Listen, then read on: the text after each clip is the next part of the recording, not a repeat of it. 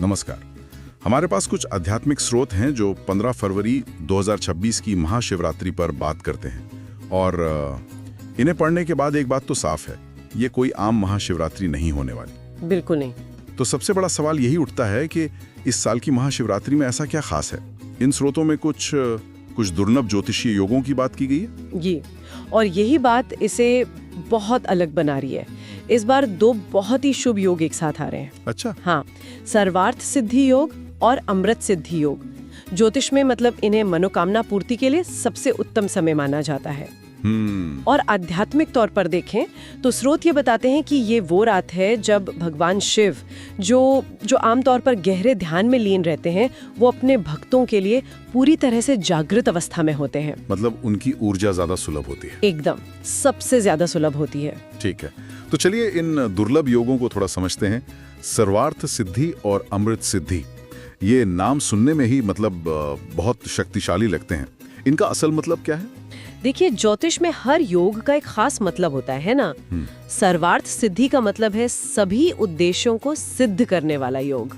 अच्छा। यानी इस समय में शुरू किया गया कोई भी शुभ काम या की गई कोई भी प्रार्थना वो सफल होती ही है। और अमृत सिद्धि का मतलब है अमृत जैसा फल देने वाला। वाह। तो जब ये दोनों एक साथ आते हैं तो ये एक तरह का, आप कह सकते हैं कि एक आध्यात्मिक पावर अप जैसा होता है। इस रात की गई साधना का फल कई गुना बढ़ जाता है। ये दिलचस्प है। मतलब ये सिर्फ ज्योतिष की बात नहीं है, इसका एक आध्यात्मिक पहलू भी है। आपने कहा कि शिव जागृत अवस्था में होते हैं। जी। मुझे ये बात बहुत आकर्षक लगी, क्योंकि हम हमेशा उन्हें एक वैरागी, ध्यान में लीन देवता के रूप में ही सोचते हैं। सही पकड़ा आपने। इसी को स्रोतों में शिव तत्व का पृथ्वी पर सक्रिय होना कहा गया है।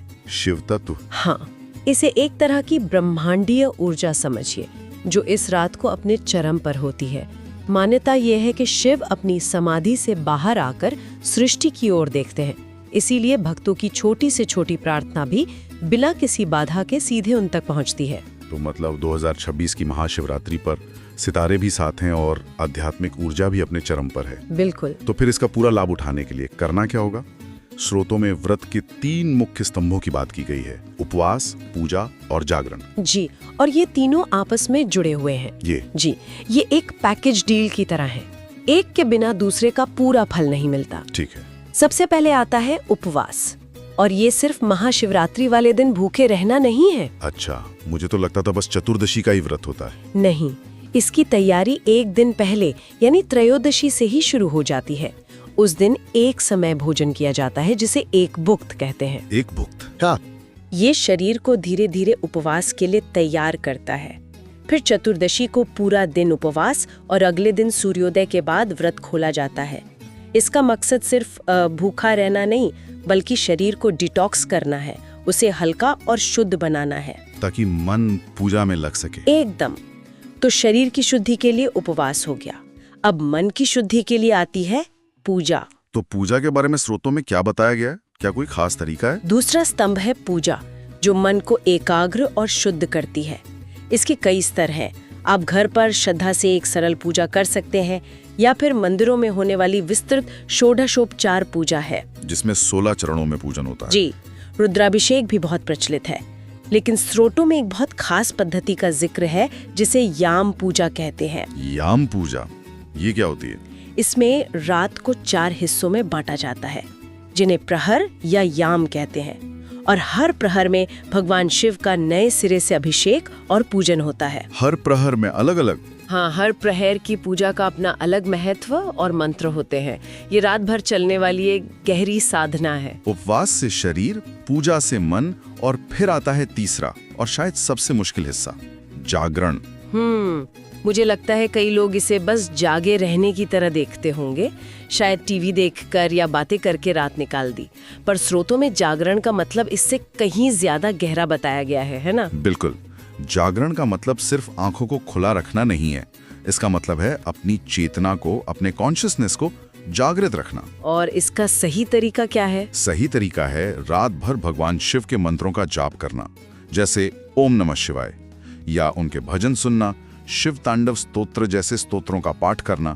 मकसद ये है कि आपकी चेतना सांसारिक चीजों से हटकर उस दिव्य ऊर्जा से जुड़े। तो उपवास से शरीर, पूजा से मन और जागरण से चेतना, तीनों स्तर पर शुद्धि होती है। बिल्कुल, ये एक संपूर्ण प्रक्रिया है। ये तो पूरी तरह से एक आध्यात्मिक प्रक्रिया है। अब जब हम पूजा की बात कर ही रहे हैं तो अर्पित की जाने वाली चीजों का भी जिक्र होगा। क्या स्रोतों में कुछ ऐसी खास वस्तुओं के बारे में बताया गया है जो शिव को विशेष रूप से प्रिय हैं? हाँ, कुछ खास चीजों का वर्णन है, जैसे 108 बेलपत्र। 108? जी, क्योंकि बेलपत्र शिव को बहुत प्रिय हैं और शीतलता प्रदान करते हैं। साथ ही 108 धतूरे के फूल या कोई भी सफेद फूल, अगर मिल सके तो 11 लाल कमल भी। ये संख्याएं जैसे 108 हमारे ऊर्जा चक्रों और ब्रह्मांड से जुड़ी मानी जाती हैं। और भोग या नैवेद्य के बारे में? यहाँ एक खास बात है। स्रोतों के अनुसार भगवान शिव को दही भात का नैवेद्य बहुत प्रिय है। दही भात? ये तो बड़ा दिलचस्प है ना? ये बहुत ही सात्विक और शीतल भोग है। शायद ये उनके उग्र स्वरूप को शांत करने का प्रतीक है। इसके साथ ही माथे पर भस्म लगाना भी पूजा का एक अहम हिस्सा है, जो वैराग्य का प्रतीक है। इसी सिलसिले में स्रोतों में एक ऐसी जानकारी मिली जिसने मुझे सच में चौंका दिया। एक ऐसे फूल के बारे में जो आमतौर पर शिव पूजा में पूरी तरह से वर्जित है। आप केतकी के फूल की बात कर रहे हैं? एक मिनट, ये तो बहुत बड़ी बात है। मुझे हमेशा से यही पता था कि केतकी का फूल चढ़ाना तो शिव पूजा में सबसे बड़ा नो-नो है। इसके पीछे तो कोई कहानी भी है ना? जी हाँ, पौराणिक कथा के अनुसार केतकी का फूल श्रापित है। तो स्रोत ये कह रहे हैं कि साल के 364 दिन जो नियम लागू होता है वो इस एक रात के लिए बदल जाता है। जी हाँ, ये इस रात की असाधारण शक्ति और विशिष्टता को दिखाता है। महाशिवरात्रि अकेली ऐसी रात है जब ये श्राप भी निष्प्रभावी हो जाता है और ये फूल भगवान को अर्पित किया जा सकता है। ये तो इस रात की शक्ति को एक अलग ही स्तर पर ले जाता है। स्रोतों में इच्छा पूर्ति के लिए एक विशेष उपाय का भी जिक्र है, खासकर उन दंपतियों के लिए जो संतान सुख की कामना कर रहे हैं। हाँ, एक सरल लेकिन बहुत प्रभावी उपाय बताया गया है। दंपतियों को शिवलिंग पर गाय का शुद्ध घी थोड़ा गर्म करके 108 बार ओम नमः शिवाय का जाप करते हुए अर्पित करने की सलाह दी गई है। घी से अभिषेक? जी, और इसके बाद दही भात का नैवेद्य चढ़ाकर अपनी मनोकामना व्यक्त करने को कहा गया है। पूजा और उपायों के अलावा किसी ग्रंथ के पाठ का भी जिक्र है? बिल्कुल, शिवलीलामृत नाम के ग्रंथ के पाठ का महाशिवरात्रि की रात में बहुत महत्व बताया गया है। और अगर कोई पूरी किताब ना पढ़ पाए तो स्रोत ये भी साफ करते हैं कि अगर भागदौड़ भरी जिंदगी में ये मुमकिन ना हो तो कम से कम उसके 11वें अध्याय का पाठ जरूर करना चाहिए। इसे बहुत फलदायी माना गया है। हमने योग, व्रत और पूजा विधि की बात की, लेकिन एक चीज है जिस पर लगभग सभी स्रोतों ने बहुत जोर दिया है, और वो है रात का एक खास समय, निशीथ काल। ये क्या है और इसे इतना महत्वपूर्ण क्यों माना जाता है? निशीथ काल को इस रात का प्राइम टाइम या सबसे शक्तिशाली मुहूर्त कह सकते हैं। Prime time? हाँ, ये घड़ी का कोई तय समय नहीं है जो हर साल एक जैसा हो। ये पूरी तरह से खगोलीय गणना पर आधारित होता है। तो इसे कैसे समझें? आसान शब्दों में, ये सूर्यास्त और अगले दिन के सूर्योदय के बीच की रात का ठीक मध्य बिंदु होता है। इसे रात के दूसरे और तीसरे प्रहर का संगम भी कहते हैं। मान्यताओं के अनुसार यही वो पल है जब शिव तत्व या शिव की ऊर्जा पृथ्वी पर सबसे ज्यादा घनीभूत और सक्रिय होती है। ये तो कमाल की जानकारी है। मतलब पूरी रात जागना जरूरी नहीं अगर इस खास समय का सदुपयोग कर लें। तो क्या स्रोतों में 2026 के लिए इस गोल्डन आवर, इस निशीथ काल का बिल्कुल सटीक समय बताया गया है? हाँ, इसका साफ उल्लेख है।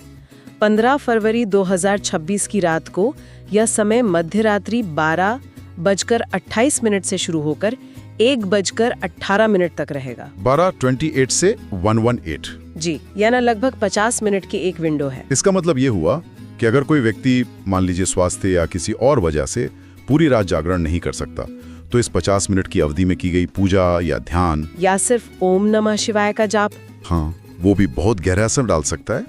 ये उन लोगों के लिए बहुत बड़ी राहत और एक शानदार अवसर है। आपने एकदम सही समझा।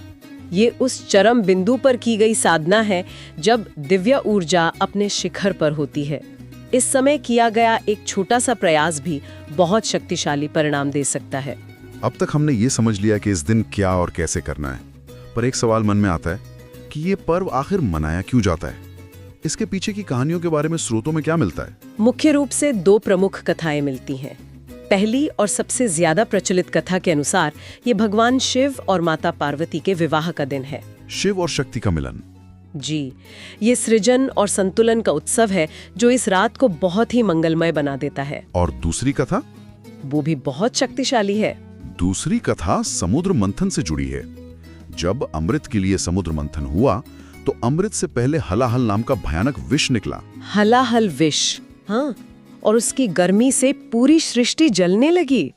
तब सभी देवताओं की प्रार्थना पर भगवान शिव ने उस विष को पीकर अपने कंठ में धारण कर लिया और नीलकंठ कहलाए। ये घटना इसी दिन हुई थी। तो ये उनके त्याग और करुणा के प्रति आभार जताने का भी दिन है? बिल्कुल। इसी संदर्भ में एक और रोचक जानकारी है जो बहुत से लोगों को नहीं पता होती। वो ये कि शिवरात्रि सिर्फ एक नहीं बल्कि 5 तरह की होती हैं। 5 तरह की?